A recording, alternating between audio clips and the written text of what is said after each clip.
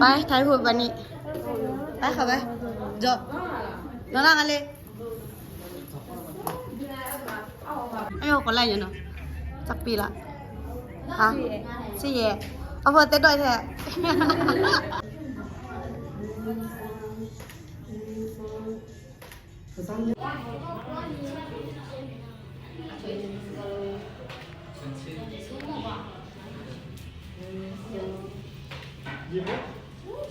สบายดีทุกคนเนาะยินดีต้อนรับทุกคนเข้าสู่2,000 Channel เนาะมื้อนี้เนาะตอนนี้พันอยู่หาดไทยโฮปเด้อมาเบิ่งลานไทยโฮปเพราะว่าลานจะเอาผัวแล้วทุกคนแต่ว่าหน้ายังบ่เอาเธอเด้อ อยากมีผัวแล้วเขาแต่ว่าได้แต่มาเบิ่งเขามาเฝ้าเขาเนาะเดี๋ยวพาทุกคนไปเบิ่งบรรยากาศในห้างเนาะว่าเป็นแนวใดเนาะที่จริงเขาบอกพันมาแต่เช้าแต่ว่าหากระทันมาเนาะเจ้าเบากับเจ้าสาวเขาแต่งหน้าไว้เรียบร้อยแล้วเนาะหนูสุดแล้วมีแต่เขาถ่ายรูปอย่างเดียวเนาะแต่ว่าคนถ่ายรูปเขายังบ่อยู่ถืออาถาเขามาแล้วทุกคนบรรยากาศอยู่ในห้างกับสิประมาณนี้นะทุกคนหลายเดย์ในนึงเนี่ยเพราะว่ามือเขามือเจ้าเบากับมือเจ้าสาวเขามาเบิ่งเนาะ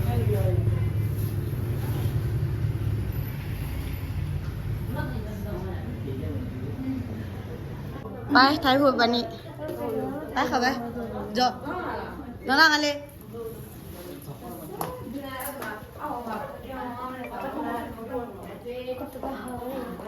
เขาเป็นได้เนาะถ่ายรูป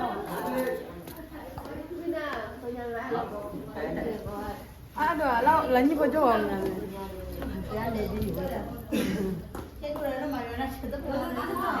chị sao đó vào hoa gì vào hoa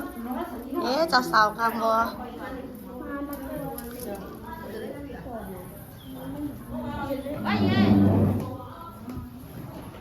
sao bao lố cho sao ngam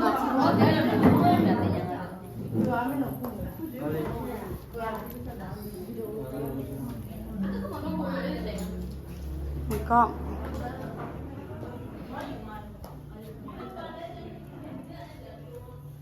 เป็นอะไรมีเนี่ยเอาผัวติดบ่รู้สึกเป็นอะไรเยอะเลยน้าก็เยอะน้าแบบมีคนเดียว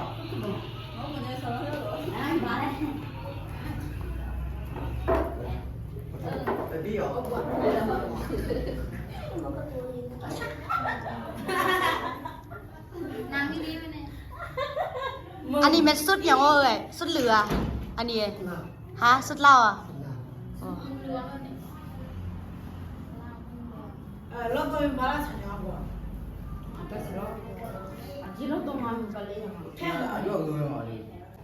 อันนี้แม่ลูกเอ้ยลูกสาวกงนะอันนี้แม่ลูกสาวลาเด้อแล้วก็อันนี้แม่ลูกไส้กกร้านไส้เขาเอ้ยนะมี3 คนมีลูกสาว3 คนแล้วก็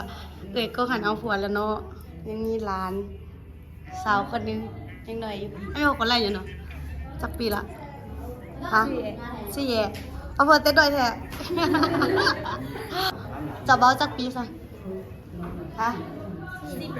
18เอา18คือกันได้หัวก็ได้เด้อสิยี่อะเกอร์ละ19กู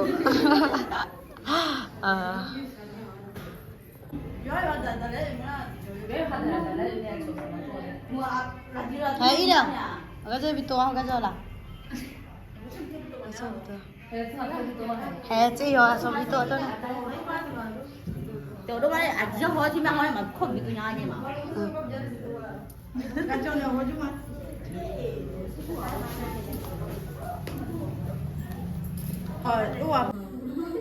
ร้านเอากระเป๋ามาให้น้องเมื่อกี้พันไว้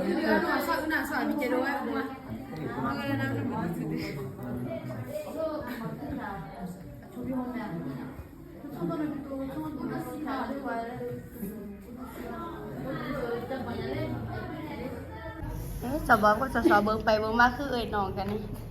คือกันหุ่นก็คือกันหน้ากาแบบหน้าตาคือกันทุกคน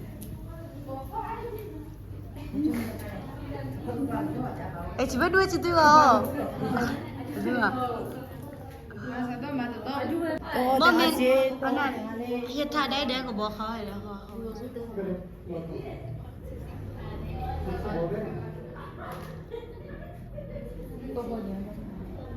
ลองวันนี้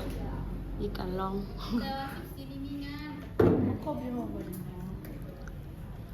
ยืนงง นึกโดนพูดค่ะ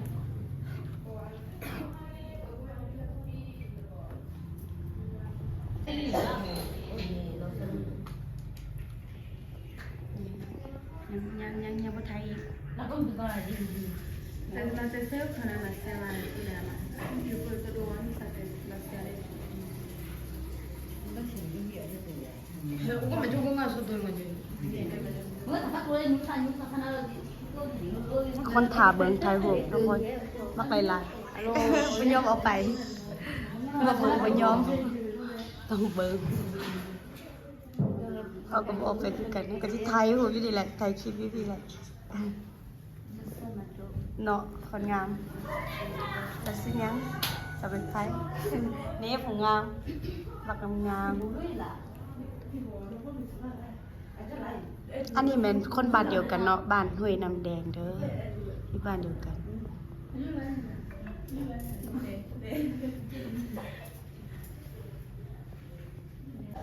บ่มีแบบให้เขาเบิ่งเอาเอ้ยอ่ะ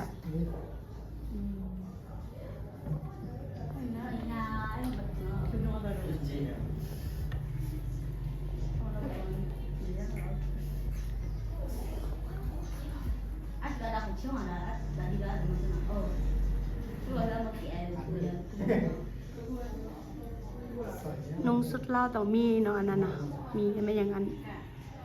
ผ่านก็นั่นได้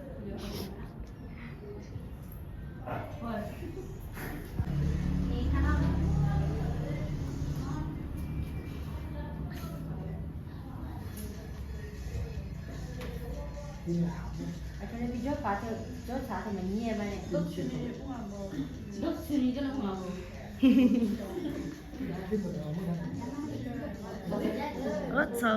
เรียกสาวอะไรเตอร์ได้เขินเนาะคนเบิ่งหลายขาพร้อมมือกล่องพร้อม1 2 3แชะ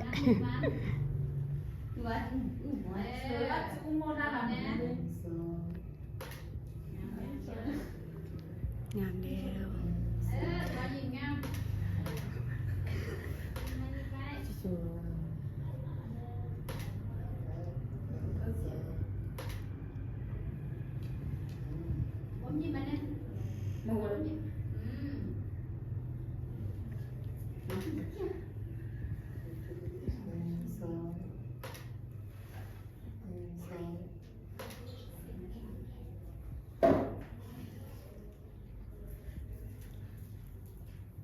เป็นค่ะ 이거는 먹는 날.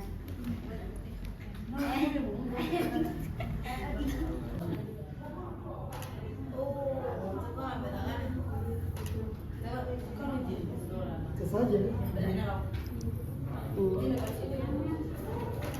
Cái đó chấp đặt rồi đúng không? Chấp đặt. bà đi chứ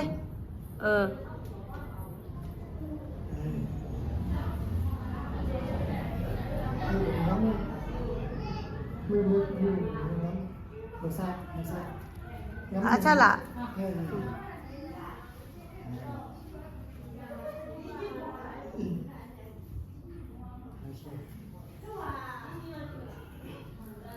Đó bao nhiêu nữa? à chị bà chơi lấy chứ Đây, đây. Làm mình.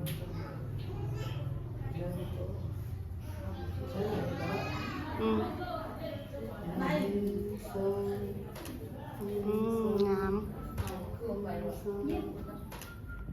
Nhìn mấy chiều đấy. Chả sao gì mấy? Nhìn nhanh đấy chả sao?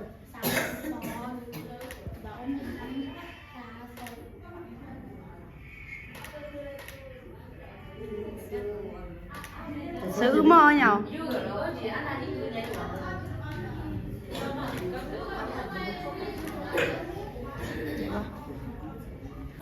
วัดนี้ทาที่แปดละทุกคน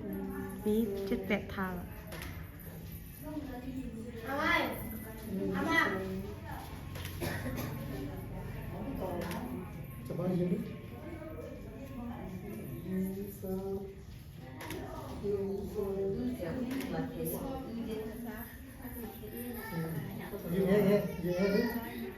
อันนั้นนี่อือเจ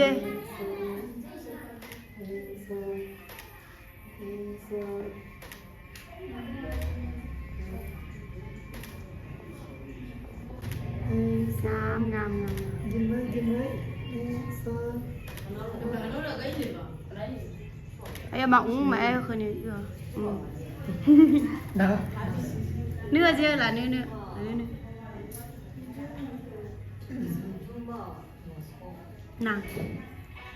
mình tắm nè không có nữa chưa nâng tao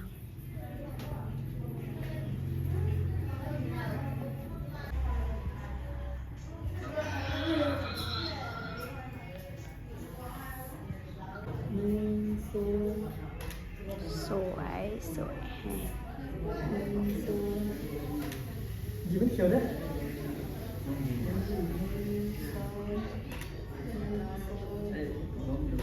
mày về giấu chuyện nhởจะซ้อนยิ้มbiết kiểuยิ้มnghe đấy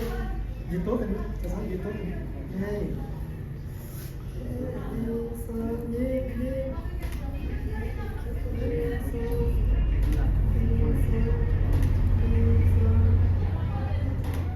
ยิ้มจะบอกยิ้มได้ยิ้มnghe đấy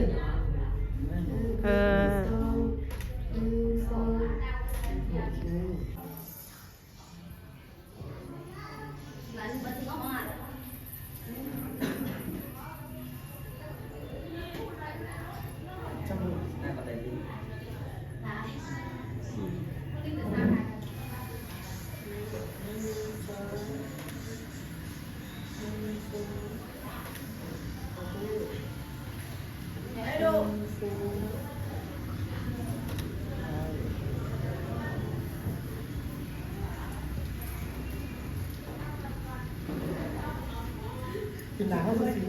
cái nó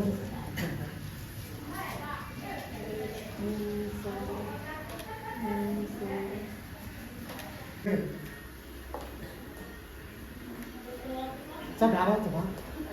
thay đủ phở đi đây nè đây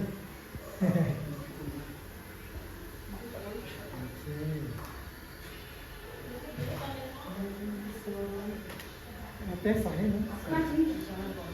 dẫu vào hiện ở đây cần lùa đó để biến khương hay làm sao đấy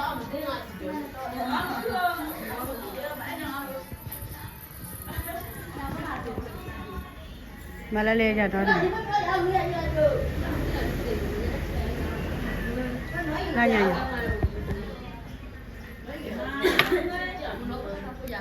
nó là gì cơ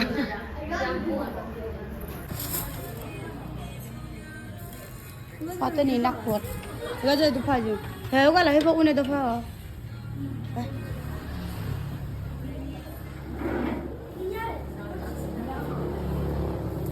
à lúc ta cho mẹ gì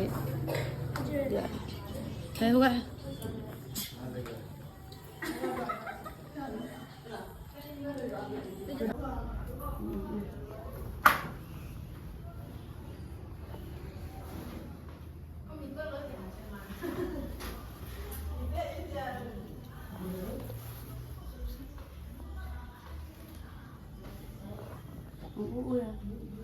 Và gì nha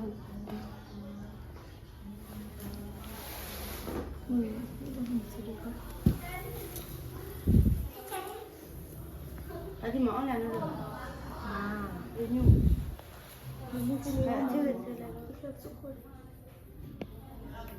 Phát được trong đứa mà có xây dựng đi phốt lên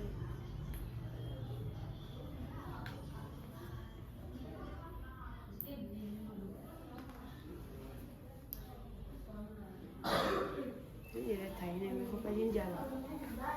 không xúc sinh không có lên mà mình có thể đấy lên anh để kéo không ạ nên này nó một khẩu khẩu là đời nhỉ mà sợi đâu con rồi Sợi đây mình gửi nhá nè gửi tôi đây là được rồi sao gì mà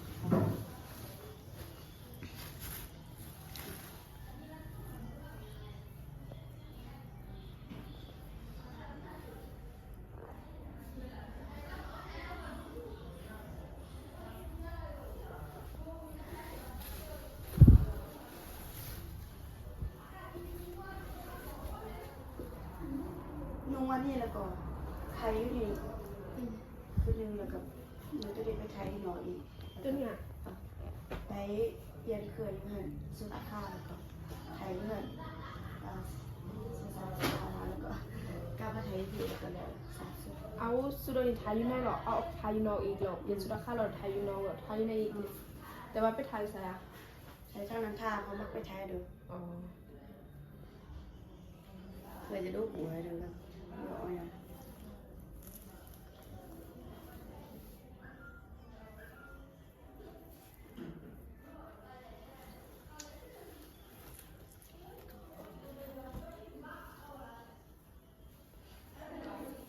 อันนี้เป็นยาอะไรนะ นี่สิ ตัวฐานเนี่ยตัวดีด้วยล่ะแต่ที่ประธานเนี่ยมึงนะที่พายฐานดีด้วยหรอ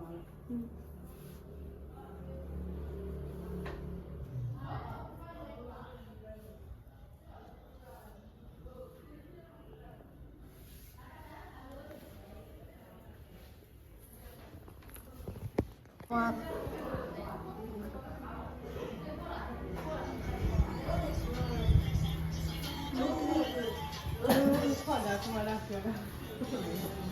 เสือรวมนิดนึง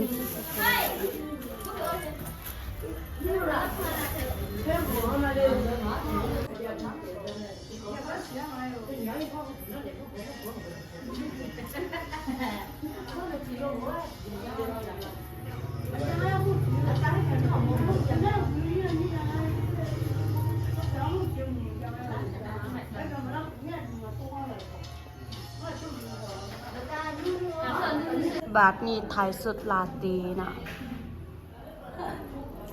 ไทยยุพี่แล้วเราคอยอันไปไทยยุเนาะไทยพวกก็เจอป่ะ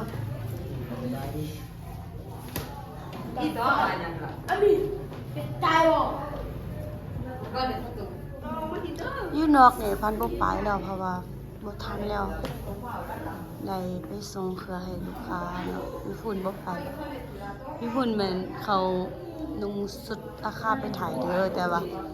พันบ่ได้ไปเนาะบ่ไปแล้วไทยพี่แล้วก็ไฟกับหมดแดงมีแต่ให้อันไทยอันให้ทุกคนเบิ่งยามงานเนาะงานใหญ่เงินกันเนี่ยจะเป็นงานอันนั้นอีกงานมันอีกเนาะเงินเขาก็ไปขอกันแล้วเนาะไปไทยอยู่เนาะคณะพันบ่ไปก็ได้ทุกคนไทยเลยเบิ่งแต่ซ้ำนี้ก่อนมื้อนี้นะ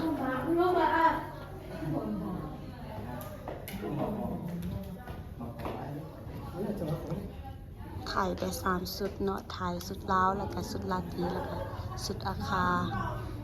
เพราะว่าถ่ายอะไรก็ยุ่ง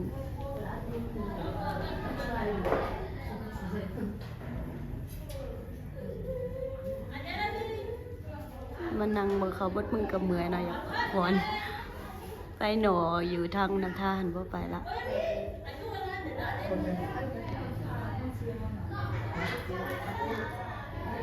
มืองานดองนั่นค่อยให้ทุกคนเบิ่ง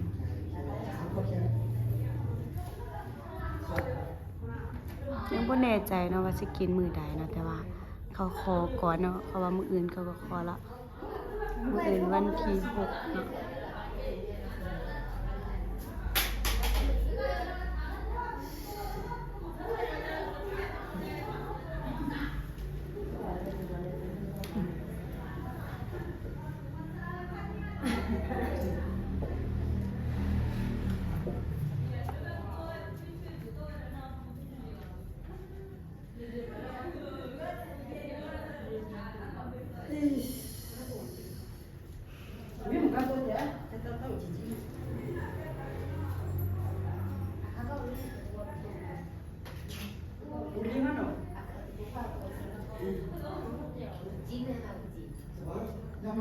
เขาว่าไปไทยอยู่นอก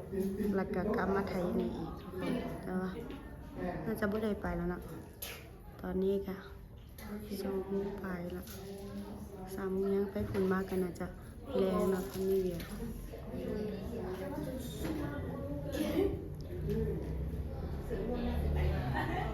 สวยแฮง